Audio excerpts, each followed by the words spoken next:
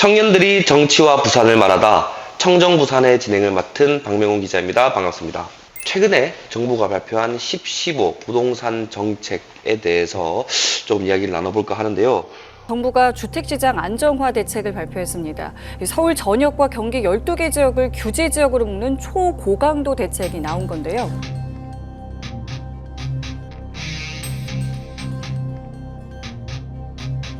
저는 개인적으로 이 10.15 부동산 정책이 아니라 10.15 부동산 사태라고 생각을 좀 합니다.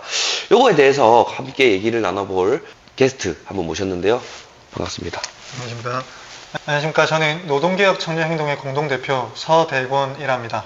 저도 이 10.15 대책에 대해서 한마디를 하면은 진짜 대책 없는 대책이다 이렇게 생각이 됩니다. 알겠습니다. 오늘 10.15 부동산 대책, 저는 개인적으로 부동산 사태라고 생각을 합니다만은 시민들한테는 확 와닿지 않을 수 있는 부분도 있을 수 있거든요. 여기에 대해서 간략하게 설명을 한번 부탁드리겠습니다. 어쩌면 이번 10.15 대책의 가장 핵심이라고 할 수 있는데 서울 전 지역을 사실 규제 지역으로 묶어버렸잖아요. 그렇죠. 예. 그게 말이 되는가? 이게 현실성이 있는가? 너무 생각 없이 그냥 아무튼 너희 사지 마 이렇게 말한 거 아닌가? 그런 생각이 좀 들어요. 왜 그렇게 묻게 된 배경이 혹시 있을까요? 이게 묻게 된 배경이 네. 부동산 가격이 너무 오르니까 이걸 어떻게든 통제하겠다라는 거예요. 근데 그 부동산이 오르는 이유를 갭 투자 때문에 이런 부동산 가격 폭등이 발생했다. 이런 판단을 한 건데 정부의 인사들이 과연 경제에 대해서 알고 있는지 의문이에요. 제가 기억하기로 중학생 때 한번 배웠던 것 같은데 네. 수요와 공급의 곡선 그렇죠. 있죠. 이렇게 된 거. 네네. 수요와 공급이 맞아야 이 가격이 어느 정도 유지가 되고 또 특정 가격으로 이동이 가능한데 공급을 다 막아버린다. 근데 공급을 막았다 해서 갭 투자를 막겠다. 좋아요. 그런데 공급을 묶는다 해서 서울에 대한 수요가 줄어드냐 했을 때는 줄어들지 아니란 않는다는 거죠. 그렇죠.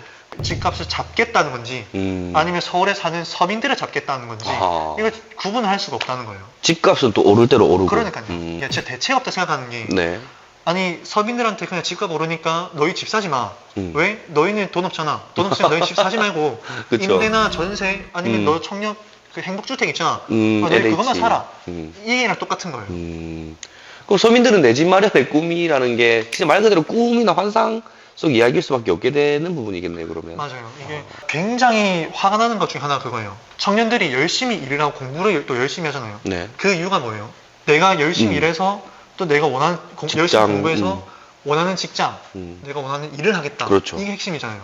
다시 말해서 내가 꿈꾸는 걸 이루기 위해서 역시 열심히 살겠다라는 거예요. 맞았습니다. 예. 내 집 마련도 어떻게 보면은 청년들이 꿈꾸는 목표 중에 하나가 돼요. 그런데 이번에 대출 규제하면서 청년들의 해주는 대출 상한선을 확 낮춰버렸어요. 10억짜리 아파트를 그동안 구매할 때는 한 3억 70%를 대출 내주니까요. 네. 3억에 자기 자본이 있으면 돼요. 그런데 10억짜리 이제 살려면은 이제 자기 자본 6억이 있어야 되는 거예요. 6억의 자기 자본이 있어야 두 배가 필요하겠네. 맞아요. 집을 살 수 있는 거예요. 청년들이 10억짜리 집을 사는 경우는 없어요. 그렇죠. 잘 없죠. 예, 예. 일반적으로. 네. 그런데 하다못해 1억짜리 집이라 해도요. 네.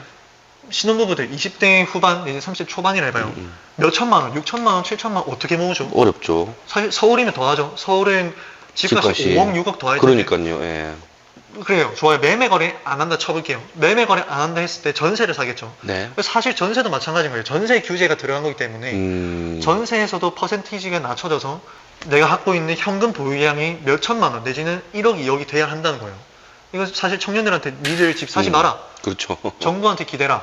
이 얘기랑 똑같은 거죠. 심지어 이런 정책을 내세우신 분들이 본인들이 원래 그렇죠. 갭 투자를 해왔던 분들이 아닌가. 네. 갭 투자 4인방이라고 얘기를 하는데 국민들 갖고 노는 게 아닌가. 규제가 생기기 전에 자기들은 갭 투자로 생길 이익은 다 챙겼단 말이에요. 심지어 그게 몇 천만 원 수준이 아니라 몇 억, 심지어는 10억이 넘는 이익을 자기들이 다 챙겼단 말이에요. 갭 그렇죠. 투자를. 그래 놓고 서민들한테는 너희는 이제 갭 투자하지 마. 갭 돈 벌지 투자가 마. 저는 대략 갭 투자에 대해서 잘 몰랐거든요. 네. 이번에 대략 정부 때문에 알게 됐어요. 덕분이라고 봐야 될까요? 만약에 정부가 서울을 규제해서 서민들이 수도권이 아니라 지방으로 내려올 거다 생각을 했다. 저는 그건 진짜 큰 착각이라고 생각해요. 말도 안 되죠. 말도 안 돼. 왜냐면 제일 큰 이유가 통계도 나오고 일자리예요. 맞습니다. 이 일자리가 서울에 있기 때문에 청년들이 서울로 모이는 거지 집이 있기 때문에 모이는 게 아니라는 거예요. 맞아요. 근데 예. 집을 규제했다. 그렇다 해서 이 사람들이 내려오냐? 아니라는 되는 거예요. 거죠. 예. 이 사람들은 결국 서울의 단칸방에 살거나 수도권 지역으로 이동해서 살 수밖에 없다는 거예요. 결국엔 서울공화국이 되는 거죠.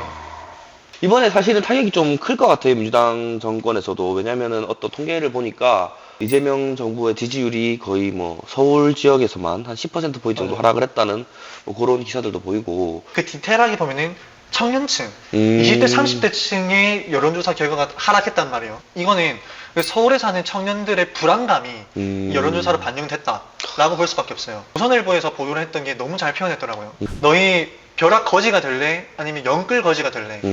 너희가 영끌에서 서울에 집을 사서 망하든가 아니면 너희 그냥 투자하지 말고 가만히 손 놓고 있다가 그냥 벼락 한순간에 거지 돼서 망하든가 너희 둘 중에 하나 선택해라. 어쨌든 죽는 거네요. 어쨌든 죽는 거예요. 그래서 청년들도 이걸 알기 때문에 네. 서울에 있는 청년들의 여론조사 결과가 그렇게 하락한 게 아닌가 저는 그렇게 생각하고 예. 또 민주당이 돈을 많이 풀었잖아요. 그렇죠. 결국에 돈을 풀면 버블이 끼게 돼 있어요. 예를 들어 부동산 시장에 돈이 물리면 자연스럽게 부동산에 버블이 끼겠죠. 그러면 그때 부동산이 규제하는 거예요. 그러면 돈이 어디로 갈까요? 다른 데로 또 투자적으로 예, 예, 가겠죠. 예. 뭐 금이 됐든 주식으로 됐든요. 지금 주식의 규제가 크게 없잖아요. 네. 그리고 코스피가 지금 4천을 넘었어요. 네네, 그렇다 하더라고요.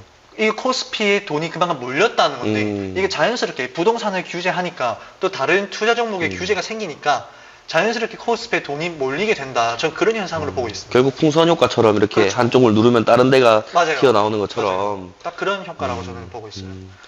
그렇다면 지금 이제 서울에서도 민심이 좀 많이 안 좋아졌고 결국 부동산으로 인해서 다른 부분에서도 문제가 터질 가능성이 조금 제기되는 상황에서 그렇다면 부산을 포함한 다른 지방에는 어떤 뭐 부동산 대책으로 인한 뭐 여파가 좀 있을까요? 10.15 대책 자체가 서울이랑 수도권 규제이기 때문에 부산에 대한 어떤 직접적인 타격은 없을 거라는 생각이 들어요. 그렇겠죠. 뭔가 아무래도. 직접적인 예, 예. 타격은 없겠지만 네. 신혼부부나 청년에 대한 규제 때문에 망하지 않을까, 힘들어지지 않을까 생각을 해요. 왜냐면 일자리 때문에 청년은 몰려서 서울로 다 가요. 수도권 이외의 지역은 청년들이 다 사라져요. 네. 그런데 가뜩이나 일자리가 없어서 결혼을 못 해요. 결혼을 안 하니까, 결혼을 못 하니까 아이를 못 낳아요. 네. 아이를 못 낳으니까 그 지방의 인구가 줄어요. 또 소멸. 근데 또 인구가 주니까 기업은 또 안 와요. 계속 딜레마네요, 그러니까. 또 계속 도는 거죠. 서울공화국을 만들면서 대를 더 심화가 될 것이다. 저는 그렇게 보고 있는 중입니다. 그 계속해서 이제 민주당의 어떤 규제와 뭐 이런 것들에 대해서 얘기를 쭉 나눴는데 뭐 부동산 규제, 뭐 청년 대출 규제, 뭐 이런 것들 다 있는데다가 또 이어서 신생아 특례 대출도 규제를 했다. 맞아요. 최근에 김도우 의원께서 이제 한번 좀 지적을 하신 부분이 있는 것 같은데 기사를 보면 신생아 특례 대출도 규제한 이재명 정부는 뭐 무능한 정권이다. 이렇게 좀 강도 높게 비판을 또 했더라고요. 이건 결국에 저는 이 김도우 의원이 진짜 필요한 말을 너무 잘했다고 저는 생각해요. 네. 정말 이거는 정부가 그냥 애 낳지 마. 너희 애 낳기 힘들지? 애 낳지 말고 너희 결혼하지 말고 그렇게 살아. 심지어 이게 대출을 규제했다는 거는 이제 그냥 주는 돈이 아니잖아요. 맞아요. 대출이면 어쨌든 갚아 나가야 될 돈인데 빌리는 것조차 자기 마음대로 못하게 규제를 했다는 건 이재명 정부에서는 돈 못 갚아도 그 신용 불량한 사람들 돈은 갚아줬는데 신혼부부들은 내가 돈 갚아주기 싫고 내지는 돈 빌려주기도 싫으니까 저는 이게 지금 상식적으로 저출산이 심각하다는 거 알고는 있나? 저는 그런 생각 들어요. 청년들 내지는 신혼부부들을 위한 정책 혜택은 우리가 대폭 확대하겠다. 그렇죠. 이렇게 해도 모자란데 그렇죠. 뭐 이상한 딴 데 막 돈 쓰기만 하고 네. 만약 정말 정부가 저출산이 심각하다는 걸 아는데 이렇게 했다. 일부러 나라 망치려고 애 못 낳게 하는 거랑 똑같다. 사실 그거 아니면 말이 안 되죠. 북한의 지령을 받은 제가 볼 때 부산에 사는 청년의 입장에서 아니 애도 못 낳게 하고 일자리도 없게 만들어서 취업도 못하게 막고 이렇게 하는데 도대체 뭐 어떻게 하는 건가 싶은데 예. 김도우 의원이 이건 정부가 잘못했다. 이 정부 무능하다. 딱 꼬집어 주셨잖아요. 그렇죠. 이거는 김도우 의원이 딱 해야 할 말 하셨고 또 과한 게 아니라 그냥 이재명 정부가 지금 진짜 뭘 하는지 모르겠어요. 생각이 있나 없나 모르겠어요. 정말로. 뭐 지금 안 그래도 뭐 노인과 바다라는 오명이 씌어진 아니 오명보다는 사실이죠. 팩트가 됐죠. 네, 팩트가 돼버린 그 부산의 지방의 현실들을 바라봤을 때 좀 어떻게 하면 이 문제가 좀 해소가 될 수 있을지. 먼저 확실하게 한 가지는 규제가 능사는 아니다. 미국도 모든 주에 중앙정부가 해결할 땐 규제를 다 때렸을 거예요. 그렇겠죠. 그런데 전 세계에서 가장 강력한 나라, 전 세계 가장 부유한 나라, 전 세계에서 가장 잘 사는 그 나라도 개인의 자유, 시장의 자유를 부여한단 말이에요. 맞죠. 결국 중요한 거는 국가가 성장하고 지역이 성장하고 개인이 성장하기 위해서 필요한 거는 규제가 아니라 자유라는 그렇죠. 게 저는 가장 명확하고요. 그러면 여기서 정부가 해야 할 거는 지방의 일자리를 늘릴 방법, 지방의 청년들이 어떻게 하면 지방에서도 일을 하고 지방에서 일을 한 청년들이 어떻게 지방에서 결혼을 하고 지방에서 결혼한 청년들이 어떻게 지방에서 아이를 낳을지 그렇죠. 이거를 고민을 해야 하고 저는 이거에 대해 필요한 게 지방 분권이라고 저는 결국에는 지방 분권이 핵심이다 네. 그렇게 생각을 해요.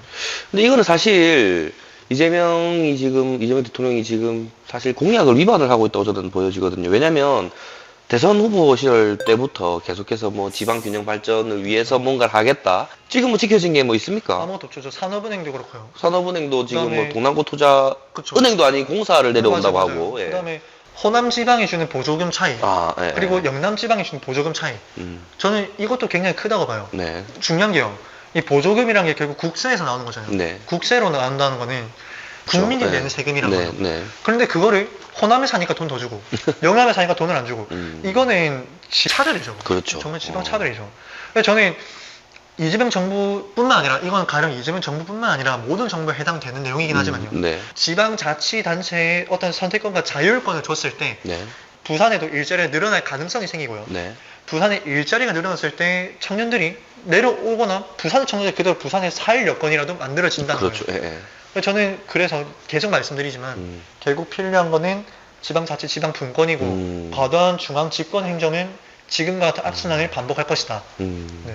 어쨌든 결과적으로 내용을 종합을 하면 이번 이재명 정부의 10.15 부동산 대책은 조금 실패한 정책이지 않나 하는 이런 지적이 있었고, 뭐 이어서 뭐 부산뿐만 아니라 지방 분권에 대해서의 중요성도 강조를 했고, 그리고 전체적으로 민주당은 왜 그렇게 규제 때리는 것을 좋아할까, 거기에 대해서도 어쨌든 저희 부산 지역의 청년들의 생각을 한번 나눠봤습니다. 네, 저희 청정부사는 앞으로도 더 재밌는 이슈와 그리고 유익한 정보들을 이렇게 청년들의 생각을 담아내면서 풀어나가는 시간을 가져보도록 하겠습니다. 오늘 이렇게 함께 말씀 나눠주신 서대곤 노동개혁 청년행동대표님, 공동대표님 감사합니다. 저희는 다음 시간에 또 뵙겠습니다. 감사합니다. 감사합니다.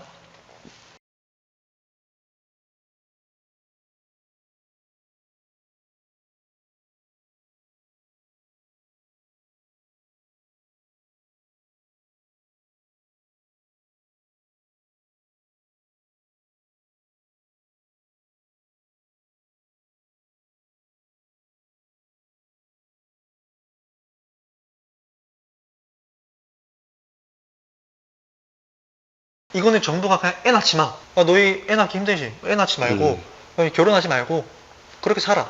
그 신용 불량자한테 돈 갚아줬는데 돈 빌려주기도 싫으니까 너희들 결혼하지 마. 저는 이게 지금 상식적으로 저출산이 심각하다는 거 알고는 있나? 일부러 나라 망치려고 애 못 낳게 하는 거랑 똑같다. 사실 그거 아니면 말이 안 되죠.